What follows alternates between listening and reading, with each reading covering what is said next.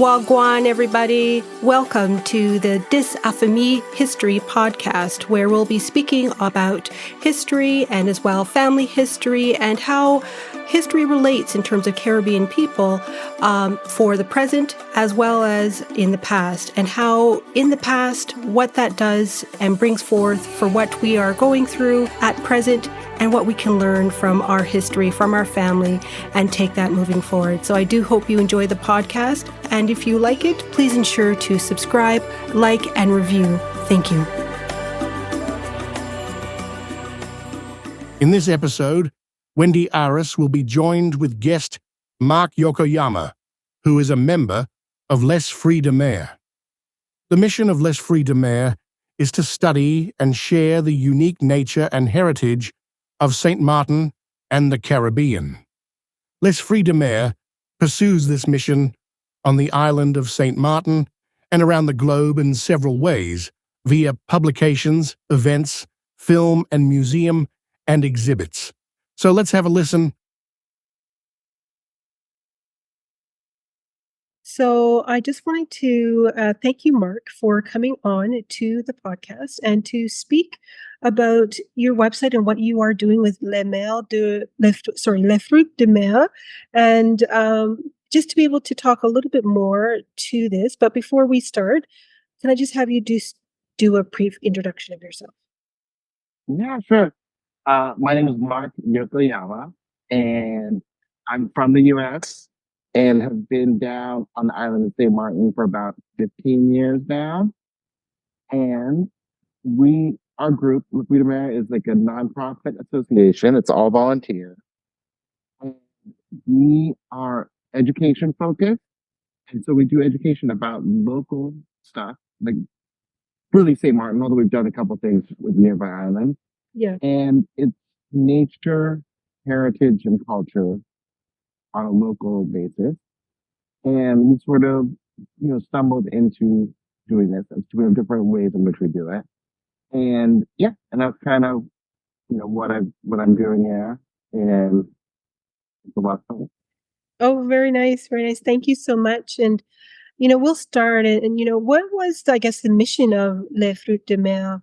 And since its evolution since 2013, like, what is your main purpose for your group?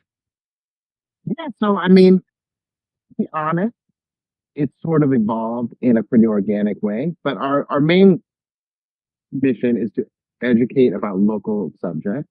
So nature, we started primarily with nature and then also added sort of heritage and cultural things as we went along. And we started back, we did a book about the wildlife of St. Martin very early on. And then we were doing a lot of events about wildlife, like a migratory bird festival and an endemic animal festival. And then someone bought a house that they were going to fix up and do like a restaurant or something in the town where we live, but they weren't ready to do it. So they loaned it to us. It was really going to be like a season, and then it was a couple of years. So we did a little pop-up museum there. Yeah. And realized that was really cool. And when he eventually took that house back, there was a big hurricane here, Hurricane Irma in 2017. And so after that, we ended up sort of meeting up with a family who had a sort of, historic heritage site. And they wanted it to be something, it was inactive and sort of being looted and was partially destroyed and stuff like that. But they wanted it to be something for the community. And so we worked with them. They were like, come do something here if you want. And then we worked with volunteers to clean it up and make the museum there, which has been open ever since. And do school visits and stuff like that. And it's like a community museum. And then we also do a lot of books. And that's our main project right now, is we do books for all different levels, from like really little kids, like 3 years old, all the way to adult level stuff. We give out books to all the students. And in case people don't know, St. Martin is like, half of it is part of France. Yeah. And that's the part where we live. And that's the part where our association is base. Other half, though it is a very small island, is a country within the Kingdom of the Netherlands. So there's actually totally separate, for example, funding for stuff for the most part for the two sides. So for our book program, last year we were able to do all of the students in public school on the French side. That's where most of our funding is from. And all of the teachers got at least one book. Okay. And so we have done books also for every year. So obviously you can't give a kid the same book 2 years in a row. I mean, you could, but it would not be that useful. So like in the past couple of years, we've developed a full range of books for all levels of kids, and we've gotten funding to be able to produce the books and distribute them for free to all the kids in public school on our side of the island. And this year, we're actually going to expand to do most for all of the kids on both sides of it. And this is, I think, the most interesting project because it's literally reaching every single kid on the island, which is something that, as a very small group, we can't, even having kids at the museum, you can't have every class come to the museum. Yeah. You know, I mean, it would just be like, you could, you would have to have employees to handle it. So like the book thing is nice because once you make it, you can print as many as you want and then get them out. And then you're working with kids. And like, for really little kids, it's like coloring books, but with local animals, things they would actually see around them. And then as you get older, maybe you're practicing writing the names of the animals. You're learning, if you're able to read, you can really read about animals and stuff. And we also get more into cultural things. And then we also work with local authors to create, for example, a poetry anthology we did in 3 languages of like the best poet of the island. Yeah. And we gave that to like all of the last year in high school students, so like 700 kids got it last year. Wow, that's great. And then we also do a lot of oral history. So like that's another thing where we're able to tap into and make sure that there are local voices. Because obviously, we're just kind of doing this because we got interested in it and it became a thing somehow that, once we started doing it, bit by bit, sort of grew. But you obviously want to make this a program where it's the people of St. Martin, especially when you're talking about heritage and culture, that are the ones, the voices that are represented. And so, like, you can't necessarily go make someone write a book, but you could, like, facilitate someone who's already written books getting their stuff into the schools in a different way.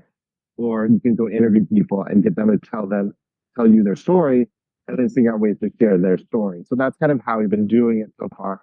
And then we also are working on, we've done a couple of them, but doing workshops of showing people how to make an activity book. So sort of brainstorming, what is the theme of the book? And someone might be like local, boat building, like traditional boat building. And then how do you build the different activities and build the education into them?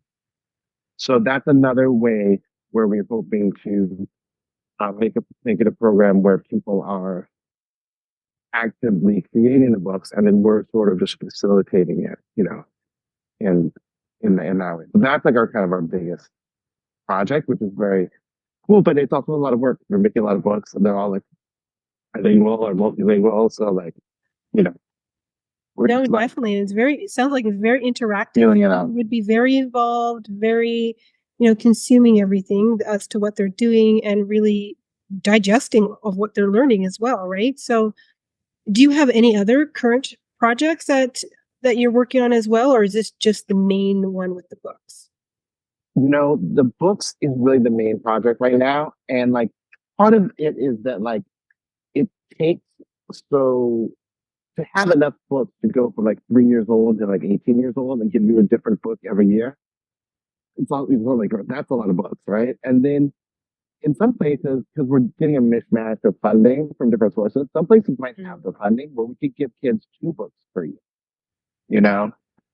And so then maybe we're trying to do, well, what if we had two books for each of these certain years or whatever it is?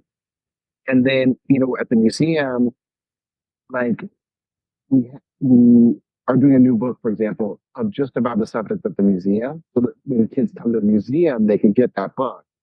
Yeah. And it's not going to duplicate what they're already getting. So it's like this part of it is pretty challenging. And and we've done a couple big projects. We did help someone do an autobiography, a local artist and author. And so she had been working on this autobiography for a long time. And it's really amazing. And it tells a story that's like it's a story that many people here would identify with because you had a lot of movement of people. Like people went in the late 1800s, people went to Dominican Republic and like San Pedro de Macorís to work in agriculture. And her grandfather did that. And then in the 40s, a lot of people from St. Martin went down to Aruba to work in oil refinery. Yeah. So like maybe more than 10% of the population was down there at that time. And so she was actually born there because her parents were there. And so and then she came back later. And then like, it's just like an amazing story that really, really resonates with, I think, a lot of people because several generations have been impacted by some of these things. But that took a long time. So like, we do the books is really the biggest part of our effort. And the museum is also important because you get to have that quality time with school groups and summer camps and stuff like that. And so we're still doing that. And then we scaled back on events because those we're doing just lower key events because we have a lot of book launches and stuff. So just like, we'll do it Saturday morning when we're already at the museum. We'll do a little book launch. But we're not like putting so much energy into events because at some point you have to scale something back in order to do whatever. And like stuff like social media, like I'm not paying attention to that, But like the thing about the books is that like they could be around for like 100 years. And so it's a better use of time to do something that's going to impact, even in the short term, it's going to impact thousands of kids, and then, so yeah, just a better use of time than like certain things where like, if you do an event about animals or wildlife, you also get sort of like the people that are able to go to that event, I mean, you can bus in kids and we've worked with groups to bus in like groups of kids, but otherwise you have a certain like, often, a wealthier class of person who's like looking out for those educational activities on the weekend and has the resources to go do it and transportation and et cetera. And then a lot of people who are maybe working really hard don't have the time to dedicate to that. So I think that like by reaching every kid in the public schools, then you're really going across the board into like all of the communities. And it's not about who can come to that event, and who has, who has the resources to do it. Yes. Yeah, definitely. And how does, with Le Fruit de Mer, how does it balance, your focus between nature, culture, and heritage within the projects and the initiatives that you are pretty much going on? Yeah, I mean, it's pretty organic. I would say that like we started off being really, really wildlife focused. And then at some point we did a thing with like plants. And then we're like, oh, all these people are into plants, And then which I mean is obvious, but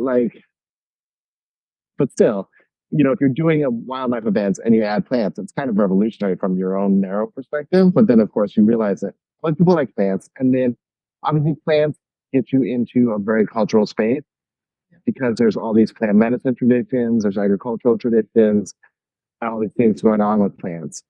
And so I think that it's just been a gradual expansion from starting with like a wildlife focus, then doing sort of all of nature.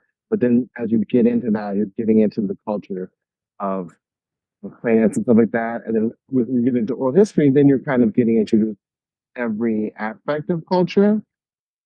And, we've always been big fans of like the local literature, you know.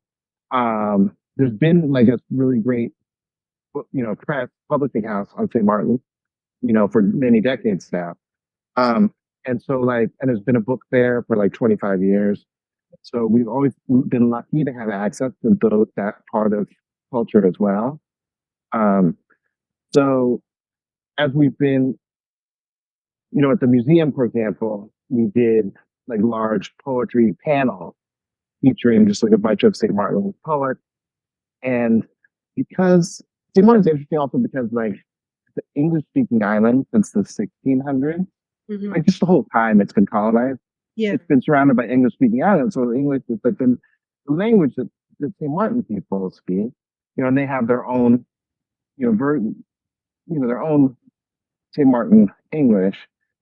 But then you now have, especially in the 80s, on the French side, they offer tax breaks for investing in the overseas territories. So you get a lot of French people from France coming in who, some of them now maybe never learned English and have kids who didn't learn English.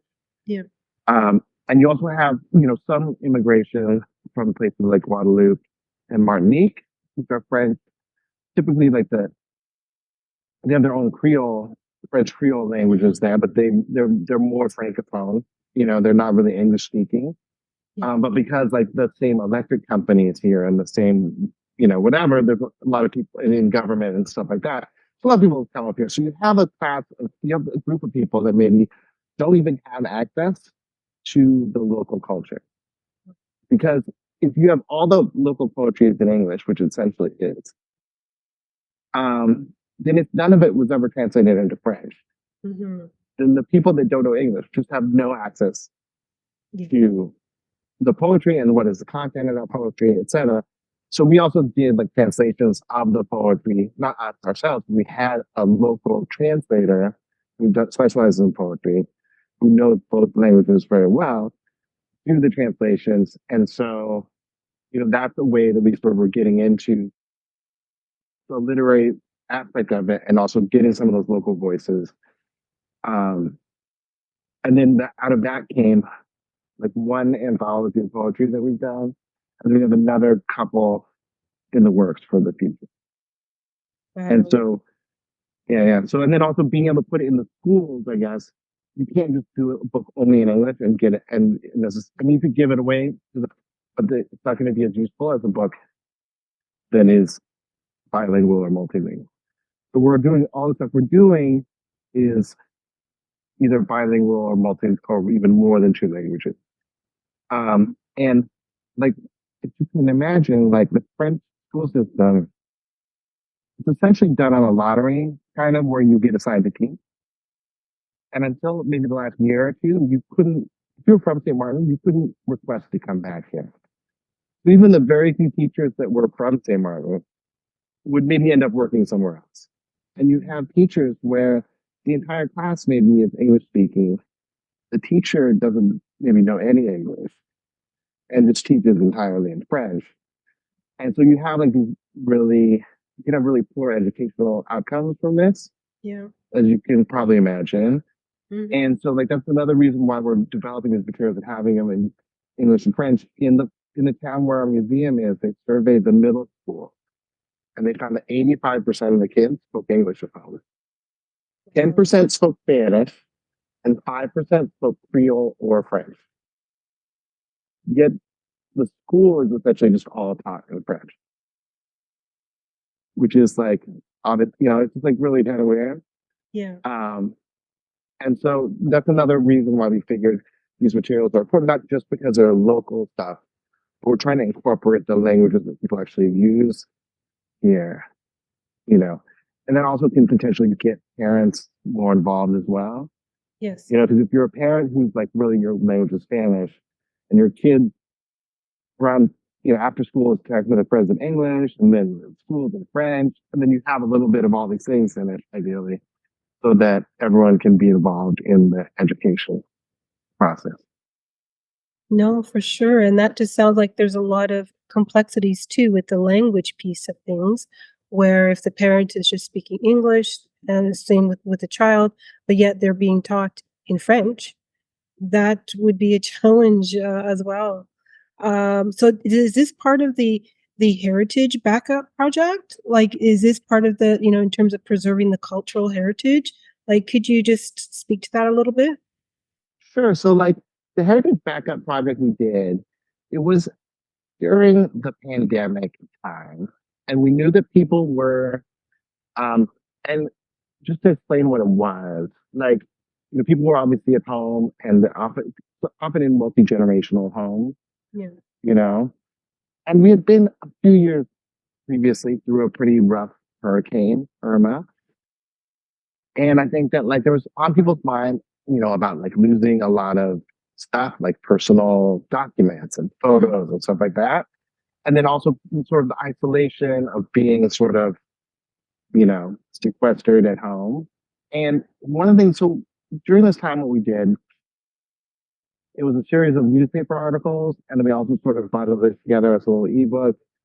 Was we tried to encourage people or give people, some basic how to on doing stuff like how do you maybe digitize some of your stuff, even if you don't have a scanner at home, and what's the best way you could take a picture Yes. of a physical picture or this kind of thing. And also like, if you're home with your grandparents, you know, how could you interview them, and find out more about this and that. And so it was kind of like designed to be like a little handbook to sort of allow people to do some of this, sort of cultural preservation work Hmm. at home. Um, and to be honest, found it interesting. I don't think anyone really did it. I don't think that. I think people are like, this is a great idea, but like, unless you actually, are people don't do stuff on their own that easily. I mean, it takes more than that. You know, so I mean, I don't. I mean, maybe some people did some stuff and that we don't know, but like, it's an interesting. I think the resources are good, and it would be a good thing to pick up with at some point in time. You know, like if we, start working on an oral history project with a high school or something like that. Then we have those materials there. Or if someone came up to us and wanted to do a project, it's already there. We can be like, hey, you can use this. And we did tap into a little bit. We started getting into a little bit of like, how do you find where can you find out genealogical information and stuff like that. But so like, yeah, and what it is in a way, I mean, we do some of that work ourselves. So we're doing oral histories with different people, and in different projects, we might be scanning, older old photos or stuff like this or documents. So like we do that, and it was kind of like it's making this process more available to people. And but I think that like my guess is if you really wanted people to do this, you have to do more than just make the process available to them. You have to really kind of you have to have some you have to have a more hands-on approach. Like if you Yeah. did it as a class with high schoolers that had an output, I think it could work. But you know, or if yeah, or if there was a club doing it or something like that. It's one of those things where I guess like, I don't think we didn't really figure out the way to make it, a thing that people were self-motivating and doing. Exactly. Um, but it's a yeah, but it was, I mean, it was an interesting thing to do and to put together during that, especially during that time period.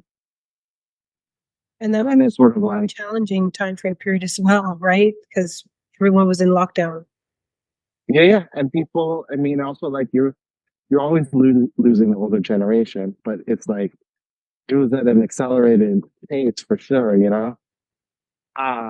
So yeah, so I think that like it's a to me this is one of the big challenges that we haven't fully figured out a little bit is that I think the oral history thing is really, really important. And people are telling these stories, I'm sure in like casual conversations all day long, everywhere. But just you know, to get a recording of them and to figure out how to like preserve that Yes. in a way. Because like I've also talked to people who are like a generation or two older than me who are like, oh, in 1990, I went around and interviewed all the elders. I don't know where the tapes are now. And you're like, oh, come on. Like, so I think that there's definitely, sometimes people get angry. Like people know that I interview people Yes. and that our group interviews people. And so people will be like, you have to go interview this person, or they'll be like angry if I didn't interview someone and they passed. But you really, the whole community has to be involved if you want to do it on a scale that you want to do it on. So I think that like you need to build some capacity to do this. And you have to have this built into some kind of process or some kind of group that can carry this out on an ongoing basis. Hmm. You know, I mean, you know how there's like Toastmasters clubs everywhere? Yeah. Like there should be like an interview masters club, instead of, what I'm saying? Like, Yeah. or there should be like, you know, I mean, it's not rocket science, but, uh, but yeah, it's just like, there should be more of it. I don't know how exactly to make that happen, It's you just one know? of those things, but at least you have a lot of community involvement and appreciation for, what you're doing in terms of those interviews. Does this, I guess, tie in with, I guess, some of the documentaries that the films of what the Fruit de Mer is producing, is doing? Is this ties into all of that as well? Yeah, for sure. We did, um, we did a number of short, like nature films, and then we also recorded some oral history interviews. We like videoed them and then edited those down into short films you can watch online, which is really cool. I mean, I would say that you know it's also a ton of work to do Yeah. the film editing and stuff like this, and like we had we're also all volunteers. So like we kind of like if someone comes in and wants to do something, we're like, yeah, let's do it. But then if that person moves on or whatever, then so I know that we had someone who's really into filming for a while. And so we did more film at that point. And then when they moved away, we sort of were like doing that. And I would say that like the films were really great. Um, Obviously you can hear and see the person, so it's really personal, you know. And I mean, sadly, sometimes, you know, especially if you're doing this with elders, the person will pass. Yeah. But then, like at that moment on social media, then often like the video that we did a video with them, someone will share that, and people will get to have that moment with that person, Hmm. you know. Or if they haven't passed, people can have that moment with that person too, obviously. Um, and I would say that, yeah. So like we have not done a lot in video lately Okay. because it's just, I mean, because again, it's sort of like choosing what you do, kind of. So instead of doing a video, more of what we've done lately is doing an excerpt and putting it into a book of oral histories or whatever, which is in some ways it has some advantages because you don't have to worry about setting up all the equipment for filming. Hmm. You also don't have to have the perfect audio, because you don't have to be the person. Yeah. If the person is reading on the page, it doesn't matter if there's a dog barking in the background or whatever is happening. So like it makes it a lot easier to just go out and grab the interview and not worry about everything that's going on around you. If you know that you're going to be able to have the audio and then have a selection of that printed out, rather than worrying about is the lighting right or whatever. I think maybe also people are a little bit less self conscious. Hmm. There's not a lot of equipment because you just have like a little recorder or whatever. People are not really. I mean, you forget about it instantly, and then you just talk. So I think that like you would totally go back and do film, or like if someone motivated was like let's film a bunch of these, and we actually have a project that that we're trying to get funded, and it's like a partnership thing, and then the partners on it are going to be doing a documentary film with seniors, and then we're going to also be using the same interviews to do a book. So that will be a thing where because they want to do the film part and like we wanted to do the book part, it'll be available kind of both ways. And maybe normally, since if an interview is 45 minutes, Yeah. maybe they're using a few minutes of that interview in the film, and maybe we're using totally separate minutes of that interview for the book. It could also be two really different outputs, even from the same interview. So we'll see. Hopefully that gets funded, and yeah, that would be great, because then you have a whole nother team of people doing the stuff, and also hopefully training at least a few younger people. And also, like, the young people, they should have these skills, right? Yes. Yeah. The video skills, and like, if they can just not film themselves for a second and film someone else, I love the young people, but like, we got to get them interested in old people. I don't know how to do that, but I guess make old people interesting, Yeah. Definitely. And it But translate whatever skill they already have into something else, right? And then is it like, is this the main project you have upcoming, or is there anything else that is coming from Le Fruit de Mer?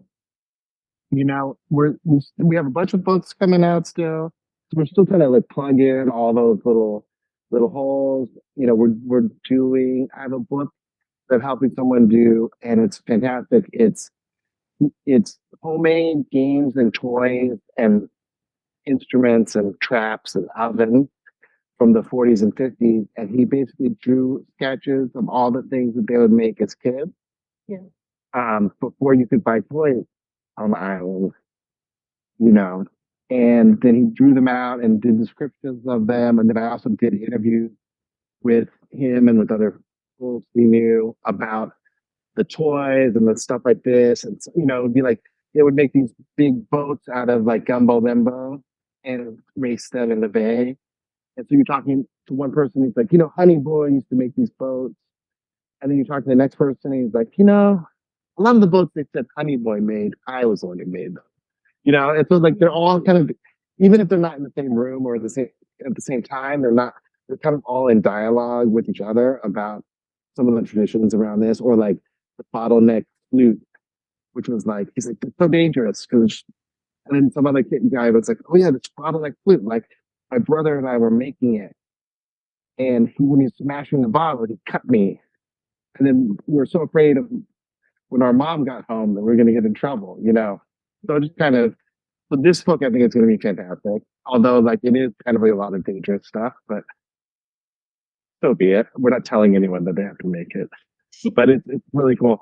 No, it And definitely sounds like what you're doing is very organic. You're just going from the hip almost, but with a plan. But it does seem like, it's very organic in what you're doing. So, would you be able to, I guess, elaborate on the Museum of Naturals and the significance in St. Martin? sure. So, like, the museum, it's a Museum Naturalis, and we just did the name because we're on the French side, so we didn't want it to be English or French, because then you would have to be both. You'd have to be like double name it, for Yeah. sort of like a fake Latin name. And so it's at this place, the old house, which was a plantation, and it has this whole history there, which we get into a little bit, but like, I'm not, again, as an outsider, I'm not sure. There's a lot of different ideas about how to represent this stuff. Yeah. And like, I'm not really the best person to try to do that, because obviously a lot of people were enslaved there, but those people built that house too. And so like, it's an interesting place where it has a lot of, you can really dig out a lot of these issues there, because we know what was going on there. It used to be also a museum, like in the early 2000s. The last family member who lived there had like a museum and a rum museum there. Yeah. And it was sort of like a historic house museum kind of thing. And so when we are there, the land has been in dispute for like literally longer than I've been alive. And it's a whole thing that would take 3 hours to explain. The very local part of the family, the heirs asked us to come there so it could be something for the community. But we can't actually pick up the old house and stuff like this, because the actual ownership of the land is in dispute. And Yeah. so like the museum is essentially all outside. There's like a large sort of like, you know, cover, like, it's a large building that's open all on one face. It has the sort of semi-indoors and has exhibits in it.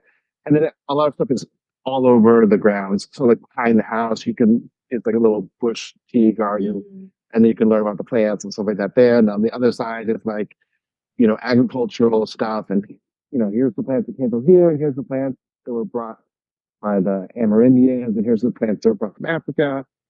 And then we have just like sort of different stuff all over. And so it's free. You can go and just wander around even if no one's there because everything's outside. So it's a little bit like a park, a little bit like a botanic garden, a little bit of museum.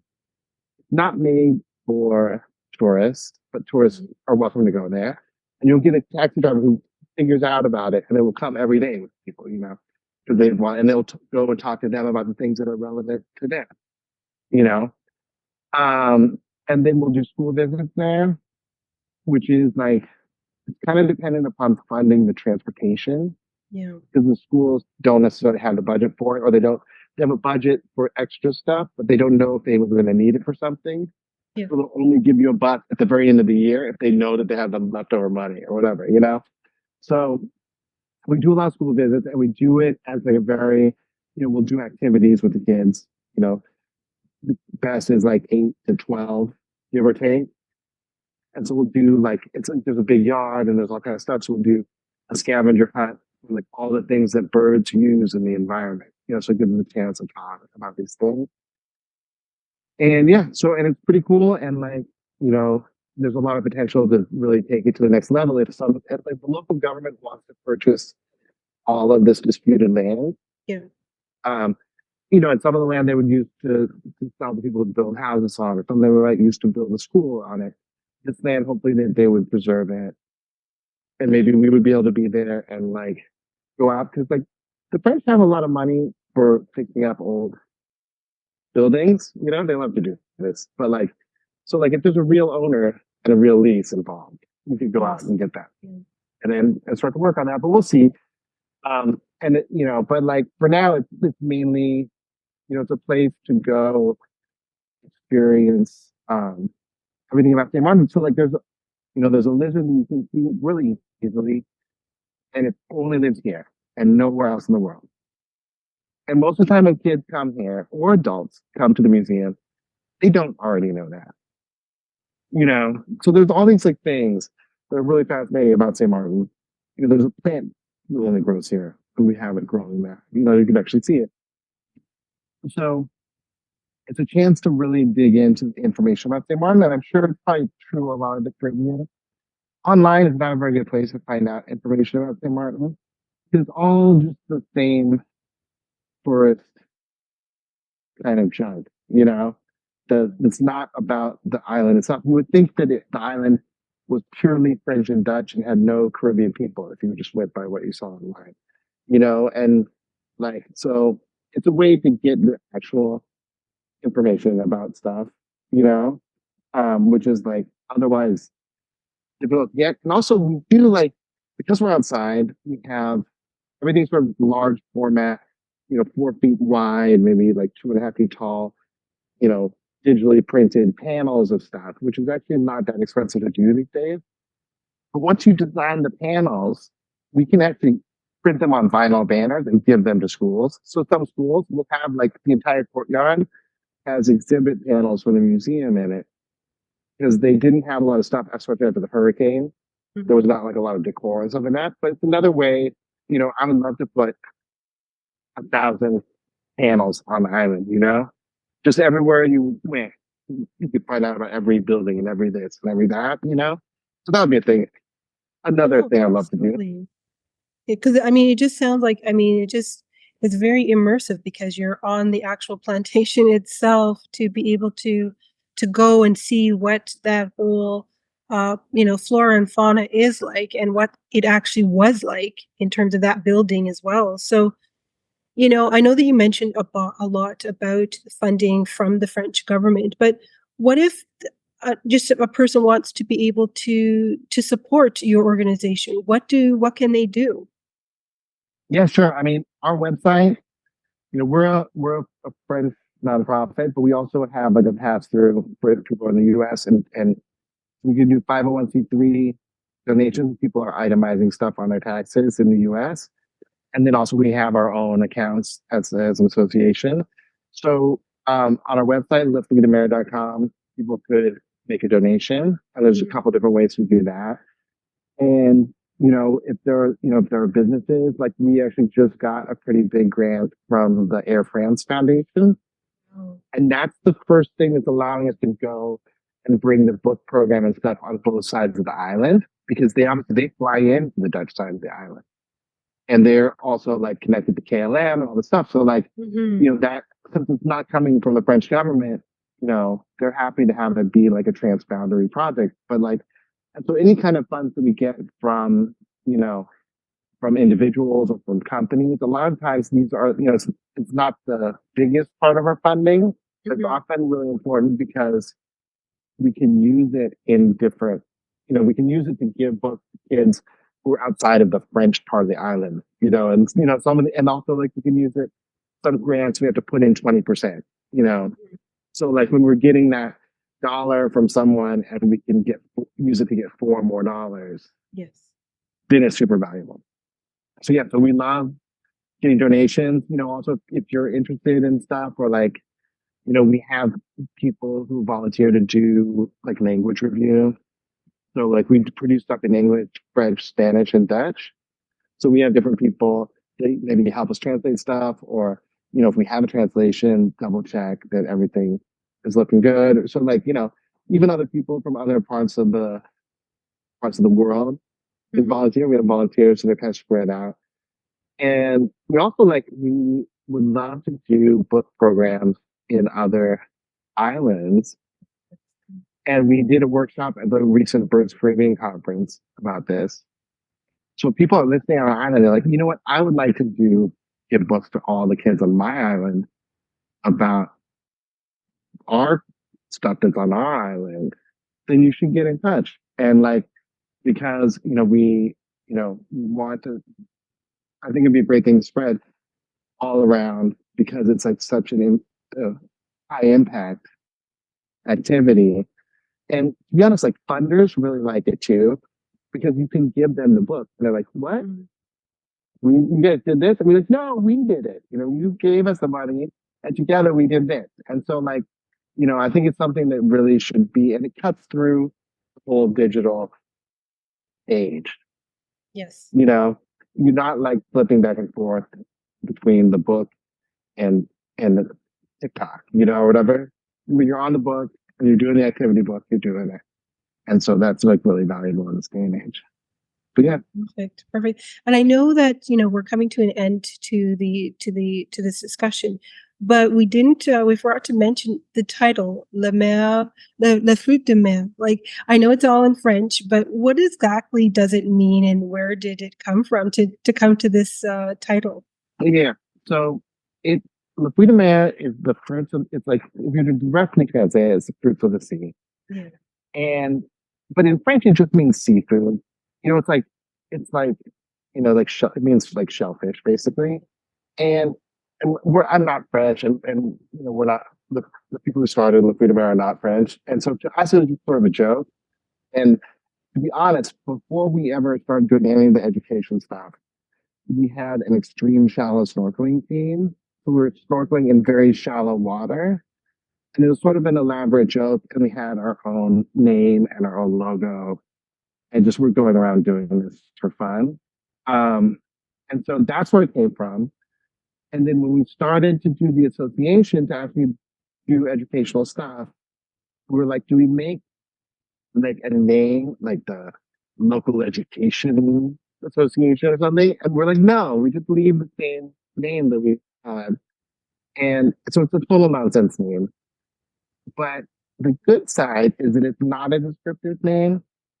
So as we wind our way through and change what we're doing, it doesn't matter. Yeah. Because in the name itself, it never really made sense anyways. So like, that's sort of, it is what it is. No worries. And it's, and I guess it is, at least it's kind of, it's kind of fun, because, which is also something that it's important. Especially with education, you want to have things be fun, maybe a little bit mysterious, and I think it's both of those things. And yeah, and I think now enough people have just like come to know what we are and what we're doing. A lot of people don't really think of it anymore here. Mm-hmm. They're just like, that's the day, or whatever. Yeah. Like they don't really. But when people are just finding out about them, like, but why? And yeah, and that's why. No, perfect. No, thank you so much, Mark, for coming on and to the podcast and to speak about Le Fruit de Mer, because it's been rather interesting and it kind of ties it all in terms of expanding, your reach to how everything kind of connects. Everything is interconnected. So thank you so much for taking time out and coming onto the podcast and speaking. Thank you. Yeah, it's a real pleasure. Perfect. Thank you. Hoped you enjoyed this episode, and if you did, please make sure to like, follow, subscribe, and write a review for the episode wherever you listen to your podcasts. Thank you.